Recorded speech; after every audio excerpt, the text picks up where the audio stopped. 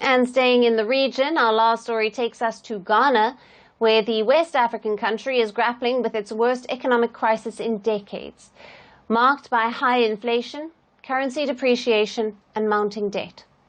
To ease economic hardship placed on ordinary citizens, Ghana's new government, led by President John Mahama, has decided to scrap several COVID-era taxes that were introduced in an effort to secure a financing from the International Monetary Fund.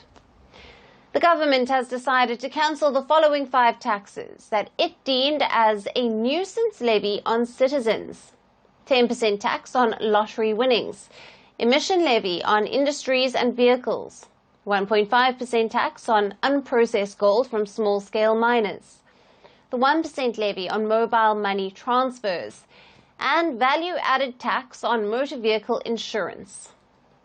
These taxes were introduced by the Nana Akufo-Addo administration to reach a $3 billion IMF bailout, which was eventually secured in 2023.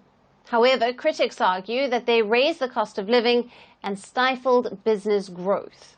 Presenting the 2025 financial budget, Ghana's finance minister said that the removal of taxes would ease the burden on households and would boost their disposable income.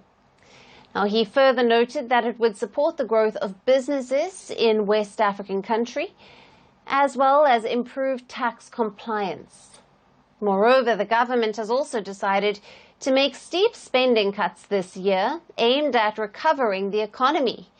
Authorities believe that the spending cuts will help Ghana to achieve a real GDP growth of at least 4% and to reach an inflation rate of nearly 12% by the end of the year. Now, Ghana's economic crisis stems from a high debt burden, depreciating currency, and soaring inflation, along with turmoil in its cocoa and gold industries, 2 key pillars of its economy. Now, President John Mahama, who took office in January, has vowed to revive the economy and to create jobs. His administration sees tax removals and spending cuts as ways to, quote-unquote, stop the bleeding and get back Ghana on track. Meanwhile, Ghana has also begun restructuring its debt as a part of its agreement with the IMF. The country has reportedly had to pay back $8.7 billion in external debt over 4 years, which is equivalent to 11% of its GDP. So while the government plans to enhance tax collection and introduce more economic reforms, the big question remains: will these measures be enough to put Ghana back on the path to recovery? Merci beaucoup. Hi, how are you? Very well, thank you. Thank you for being here. Namaste, Mr. President. Bharat Kelogon, Komeri Namaste. How many people generally follow you in interviews? Typically in a month we have viewers up to 150 million, that's more than twice the population of France. And in the last 2 years we had 3 billion viewers. So I say, Laurent, this is your chance to be famous. You're on Firstpost. One word to describe your equation with Prime Minister Modi. Amitié.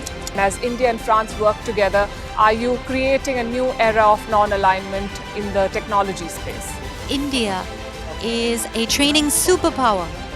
1 million engineers a year, more than all of Europe and the US combined. So we have that partnership.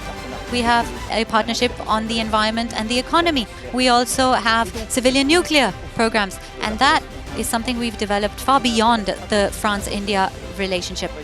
So we want to work together on AI. And then comes China with its DeepSeek, creating models at a fraction of the cost. Did that innovation take you by surprise? Did that breakthrough make you sit up and think, what did the Chinese do and how? But what did DeepSeek do? They took everything that was already available from the last AI model, and then they recalibrated it. So are you going to ban Chinese AI in France? So we don't have this American approach of banning tech because of where it comes from.